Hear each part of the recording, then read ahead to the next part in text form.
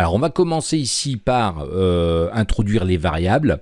Vous allez comprendre que les variables, c'est quelque chose de fondamental, que ce soit pour votre apprentissage du Python, mais dans n'importe quel autre langage de programmation, vous allez retrouver des variables.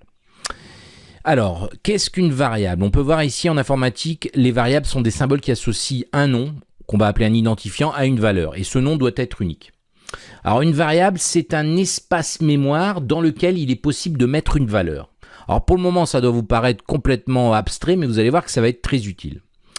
Par exemple, si je dis en français x est égal à 1, je nomme ma variable x, donc le nom de la variable est x, et je lui affecte une valeur, donc la valeur de la variable sera 1 tout simplement. Alors vous pouvez voir que c'est très simple à comprendre. Et si je veux l'écrire en Python, vous allez voir que c'est encore plus simple, on va dans le code tout simplement devoir écrire x égale 1. Donc vous pouvez voir que plus simple que ça, c'est assez difficile. Alors pour ceux qui ont un peu de mal à comprendre le principe des variables, imaginons que vous avez un carton qui est représenté ici en orange à l'écran. Ce carton, vous pouvez l'ouvrir et le fermer. À l'intérieur, vous allez glisser quelque chose. Donc la première chose qu'on va faire sur notre carton, c'est écrire le nom de notre variable, âge. Je vais écrire au stabilo, au marqueur âge. Et à l'intérieur, je vais y glisser une feuille blanche où j'ai écrit en grand 44. 44, ça va être quoi? Ça va être tout simplement la valeur de ma variable. Donc, dans mon carton, dans ma boîte âge, j'ai une valeur que je vais aller chercher en ouvrant tout simplement le couvercle et je vais voir le nombre 44 qui est écrit. Si vous voulez, si vous avez encore un peu de mal à comprendre, on peut faire l'analogie avec ça. Alors, évidemment, on pourrait la faire avec un classeur, on pourrait la faire avec un tiroir, avec beaucoup de choses, mais j'ai voulu faire les choses très simplement. Alors, les variables en Python. Alors, évidemment, vous avez pu voir que les noms de variables sont des noms que vous choisissez vous-même et d'ailleurs assez librement. Alors, je vous conseille vraiment de bien les choisir et de préférence choisir des noms assez courts, mais aussi explicites que possible, de manière à expliquer clairement ce que la variable est censée contenir. Sous Python, les noms de variables doivent en outre obéir à quelques règles simples. Par exemple, des noms de variables tels que longitude et latitude conviennent beaucoup mieux que x et y. Un programmeur qui va venir lire votre programme, s'il voit x égale quelque chose, un nombre, il va devoir aller rechercher x, savoir ce que c'est x. Alors que si vous la nommez cette variable latitude et qu'elle contient un nombre, le travail est déjà fait, on lit une variable latitude, on sait qu'elle contient une latitude évidemment sous forme de nombre.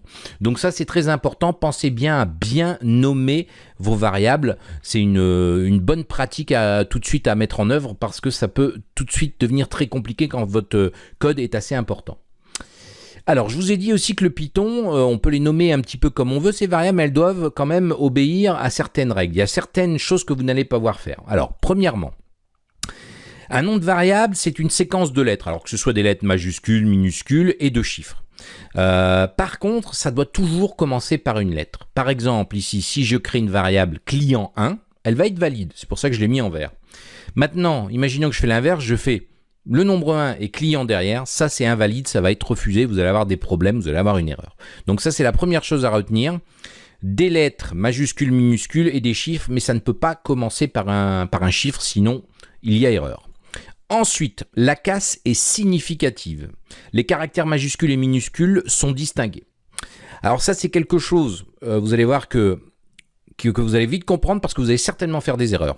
Imaginons ici que je crée une variable âge avec un A minuscule et âge avec un A majuscule. Ces deux variables sont valides, sauf que ce sont deux variables différentes. C'est-à-dire que âge minuscule écrit en minuscule et âge avec un A majuscule pourraient stocker des nombres différents. Pour aussi stocker les mêmes, mais ça n'aurait pas grand sens. Mais tout ça pour vous dire que, attention, les majuscules et les minuscules dans le nom de vos variables, et c'est pas d'ailleurs valable que pour les variables, vous allez voir par la suite que c'est important aussi. La casse est très importante, ça veut dire qu'ici j'ai deux variables qui se nomment tous les deux âge, mais une qui possède un A majuscule. Donc ça c'est très important de bien comprendre que ce sont deux variables différentes. Ensuite, les mots réservés du langage ne sont pas admis. Alors pour le moment vous en connaissez très peu, vous en connaissez d'ailleurs normalement qu'un seul. On l'a vu précédemment. Print qui permet de sortir quelque chose, d'écrire quelque chose dans la console. Print va être un mot-clé interdit. Il en existe beaucoup d'autres, mais rassurez-vous, vous allez les découvrir au fur et à mesure. Et pour terminer, une des dernières restrictions, c'est que seules les lettres du code ASCII sont autorisées. Alors en gros, ça veut dire que les lettres accentuées, les cédilles, les espaces, les caractères spéciaux tels que $, dièse, arrobase, etc. sont interdits, à l'exception du caractère underscore. Donc si j'écris underscore âge ou mon underscore âge, ce sont deux variables tout à fait valides. Donc ça peut être assez intéressant. Certains prendront l'habitude d'utiliser l'underscore pour séparer les mots, d'autres feront différemment. Il n'y a pas de règles préétablies, mais en tout cas, vous savez que vous devez quand même obéir à certaines règles concernant le nommage de vos variables. Pour ceux qui ont déjà codé dans un autre langage, ou tout simplement ici si vous débutez, faut savoir que pour utiliser et exploiter une variable, vous allez devoir normalement déclarer cette variable, ici la variable âge, donc je l'ai nommée ici en la déclarant, et aussi lui dire au langage de programmation de quel type est cette variable. Ici en l'occurrence c'est un nombre, c'est-à-dire que je vais devoir lui dire avant de pouvoir exploiter cette variable ou tout simplement lui assigner un nombre. Alors, en Python, c'est totalement différent. Vous allez utiliser ce qu'on appelle le typage dynamique, c'est-à-dire que vous n'allez pas devoir, vous êtes exonéré de dire, je vais créer une variable âge qui va être de type nombre, je vais créer une variable de type qui va s'appeler prénom, qui va être de type chaîne de caractères, etc. Ça, vous ne devez pas le faire. En Python, c'est très simple, on déclare âge égale 44, étant donné que la variable ici s'appelle âge A majuscule, et qu'on lui assigne 44, le Python a compris que tout simplement, elle allait contenir un nombre entier. Si j'avais créé une variable prénom et que je lui ai assigné une valeur comme mon prénom qui est Jean-Philippe, Python aurait très bien compris que la variable prénom est de type chaîne de caractères. Donc évidemment, il existe quelques types qu'on va voir dans cette vidéo, mais ici, c'était pour vous montrer que le Python est encore très intéressant à ce niveau-là parce qu'il utilise ce qu'on appelle le typage dynamique. C'est pas le seul, il n'y en a pas beaucoup, il y en a quelques-uns, mais en tout cas, c'est très intéressant de pouvoir l'utiliser. Alors, mettons en pratique tout de suite les variables en Python. Alors, vous pouvez voir ici que j'ai fermé mon fichier. Je vais donc créer un nouveau fichier Python. Donc, je vais ici créer un nouveau fichier et je vais tout de suite l'enregistrer sous pour gagner du temps. Donc, je vais le mettre au même niveau dans mon dossier cours Python et ce fichier, je vais l'appeler variable.py. Alors, vous pouvez voir que là, du coup, Python s'est automatiquement ajusté. Alors, on va tout de suite voir comment fonctionnent les variables. Vous avez pu voir qu'avec ici précédemment, j'ai affecté mon âge dans une variable. Et c'est exactement ce qu'on va faire. Alors, comment on va faire? Bon, je vais l'écrire en minuscule. Alors, âge comme ça, avec le petit signe égal, qui est en fait égal à un opérateur d'affectation. C'est-à-dire que ça va nous permettre d'assigner maintenant une valeur à la variable âge. En l'occurrence, ici 44. Et je passe à la ligne. Alors ça c'est très simple. Maintenant si je veux tester cette variable, je vais lui faire une sortie de nouveau avec la fonction print. Donc print, j'ouvre une parenthèse et à l'intérieur je mets ce que je veux que l'interpréteur Python sorte dans la console. Tout à l'heure j'ai écrit hello world entre double quote. Là c'est parce que je voulais écrire du texte. J'aurais pu écrire bonjour, au revoir, tout ce que vous voulez. Là moi ce que je veux, c'est pas sortir une chaîne de caractères, mais la valeur de ma variable. Ma variable s'appelle âge, donc je vais tout simplement ici écrire âge.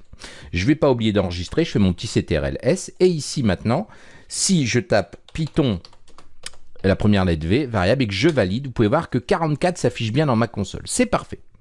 Donc voilà pour ce qui est de ce type. Alors, vous allez voir aussi qu'il existe, on peut, en mettant ici 3 simples cotes, écrire des commentaires, c'est-à-dire que tout ce qui va être à l'intérieur ici de cette partie ne va pas être interprété par le Python. Imaginons ici que j'écris absolument n'importe quoi, j'enregistre, j'ai fait un CTRL-S, je relance ici mon code Python, on peut voir que rien ne change. Ce code-là n'est pas interprété, donc ça va être très intéressant pour nous mettre des annotations. Évidemment, ces commentaires, vous devez les utiliser pour commenter votre code le mieux possible, pour que quand vous retourniez dans votre code des années plus tard, des mois plus tard, des jours plus tard, ou que quelqu'un d'autre vient consulter votre code, ils comprennent assez facilement ce que vous avez fait. Donc, on a vu le premier type ici qui est en fait ce qu'on appelle des int. Donc voilà, et c'est tout simplement des nombres entiers. Ensuite, on a autre chose qui s'appelle ici les str, donc c'est le diminutif de string, qui est en fait tout simplement une chaîne de caractères. Voilà. Donc comment on va faire? Bah attention, parce que pour faire une chaîne de caractères, je pourrais très bien ici, je vais faire un espace entre deux, écrire par exemple ici prénom, la variable prénom, et je vais lui assigner avec l'opérateur égal, un simple égal, et là je lui assigne une chaîne de caractères. Donc mon prénom s'intitule, pardon, Jean-Philippe, je m'appelle Jean-Philippe. Donc évidemment ce que je vais pouvoir faire maintenant, c'est de nouveau une sortie console de simplement ma variable prénom. Si j'enregistre et que j'exécute, de nouveau, qu'est-ce qui va se passer? J'ai bien 44 et Jean-Philippe qui s'affiche. Alors attention, je vais revenir ici sur la chaîne de caractères et le hit. Imaginons ici que je crée une deuxième variable, donc que je vais appeler âge 2. Alors ça n'a aucun sens, mais en tout cas on va le faire. Et qu'ici je lui assigne 44. Évidemment, je vais faire un print de âge 2. J'enregistre mes modifications et je relance ici mon code. Qu'est-ce qu'on peut voir? Que j'ai bien ici 44 et de nouveau 44. Alors vous devez dire, c'est bizarre. Quelle est la différence et comment je peux m'y retrouver? Bah là, attention, dans H2, vous avez mis ici une chaîne de caractères. C'est-à-dire que par la suite, on va apprendre à faire des calculs. Bah, on aura du mal à, par exemple, additionner H tout court et H2. Parce que ici, c'est pas le même type. On va pas pouvoir faire cette opération dans la vie. Si vous voulez additionner un âge avec un prénom, ça fonctionne pas. Bah là, c'est pareil. Donc, il y a une fonction qui est très intéressante et qui vous permettra de voir que Python ici, en fait, c'est pas le même type du tout. C'est tout simplement ici utiliser la fonction type. Donc, type, c'est une fonction qui prend en argument entre parenthèses une variable, en l'occurrence ici H2. Et on va pas oublier de remettre une deuxième parenthèse, que vous pouvez voir que le print utilise une parenthèse ouvrante et une fermante, qui va être celle-ci.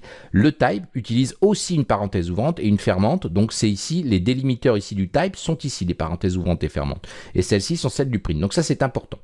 Et on va faire exactement la même chose ici. On va même pas utiliser print, on va refaire comme on avait fait auparavant.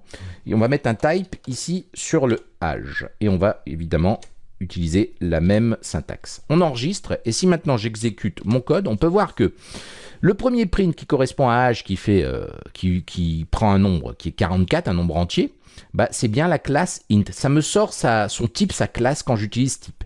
Et on peut voir que le deuxième, où j'affecte 44 mais qui est une chaîne de caractères, bah là ça me sort la classe str pour string. str qui est ici en haut.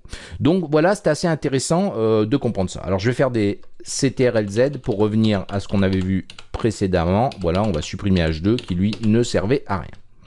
Alors, un troisième type fondamental, c'est les nombres flottants. Alors ce qu'on appelle ici les floats. Donc nombre flottant. Alors c'est un nombre à virgule. Alors par exemple ça peut être matérialisé par ma taille. Donc je vais ici créer une taille qui va être égale à ma taille qui est 1,82. Allez, je vais m'agrandir un petit peu, c'est plutôt 80. Et on met un point, on n'utilise pas la virgule. Et évidemment si je fais un print de ma taille, que j'enregistre, que je relance ici le script Python, on peut voir que j'ai bien 1,82 qui s'affiche. Donc ça c'est très intéressant. Et le dernier type que vous devez connaître, qui s'appelle les booléennes, donc on va appeler ça des booles. Ici, en fait, ça va contenir que deux valeurs. Donc ça va être quoi? Vrai ou faux. Et donc, ici, imaginons que je crée une variable qui s'appelle homme, et je veux l'utiliser comme un type booléen. Bah, je vais tout simplement lui affecter vrai ou faux. Vrai ou faux en anglais, c'est true or false. Donc si ici je veux dire que je suis un homme, bah évidemment je vais mettre true. Alors vous pouvez voir que true c'est un T majuscule. La syntaxe est très importante parce que si j'oublie ici que je mets un T minuscule, on peut voir déjà que ma colorisation syntaxique n'est pas bonne. Si j'enregistre mon code et que je l'exécute, vous allez voir que j'ai bien ici une erreur. Ce qui est intéressant de voir, c'est justement que l'erreur sortie dans la console est très intéressante et va vous aider. Vous avez ici un traceback et vous pouvez voir qu'ici dans le fichier variable.py, donc qui est notre fichier sur lequel on est en train de travailler, dans la ligne 17, il y a un problème, sur la ligne 17. Et on peut voir que c'est justement homme égale true. Et on me dit ici, bah voilà, c'est cette ligne qui pose problème, homme égale true. Et on me dit, bah, le name, le nom vrai, n'est pas défini. Bah, tout simplement parce qu'ici, pour lui, c'est rien du tout. Ça pourrait être même une variable, ça marcherait pas. Donc, il faut mettre le T majuscule. J'enregistre mon code. Je vais faire un petit CLS de la console pour qu'on y voit plus clair. Et je vais relancer. Et on peut voir que ici, bah, j'ai rien qui sort parce que j'ai oublié de faire mon print. Donc, on va faire tout de suite le print de la variable homme. J'enregistre et je relance le code. Voilà. Et on peut voir que j'ai bien true qui sort. Donc évidemment, si vous êtes une femme, bah, vous allez écrire false avec un F majuscule. Évidemment, si je suis pas un homme, je suis une femme. Et donc à ce moment-là, on peut voir que false s'écrit bien à l'écran. Donc voilà comment fonctionnent les variables. Vous pouvez voir que c'est très simple. Ce qu'il faut retenir en Python, c'est qu'on la déclare, on lui assigne une valeur avec l'opérateur égal.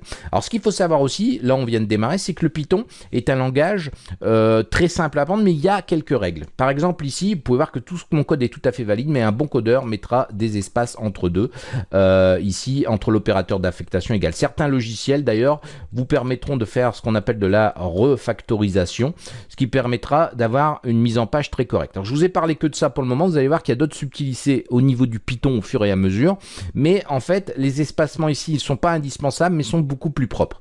À vous de voir comment vous voulez faire, et certains IDE encore une fois comme notamment PyCharm ou Visual Studio vous le soulignera ou vous mettra automatiquement ces espaces. Bon voilà pour la première chose. Je ne suis pas revenu sur la convention de nommage, mais vous doutez bien qu'ici je peux pas appeler, ici je peux appeler cette variable age1, et si je veux l'écrire dans la foulée il n'y aura aucun souci si j'enregistre. Par contre je ne peux pas l'appeler premier âge par exemple. Ça va poser un problème.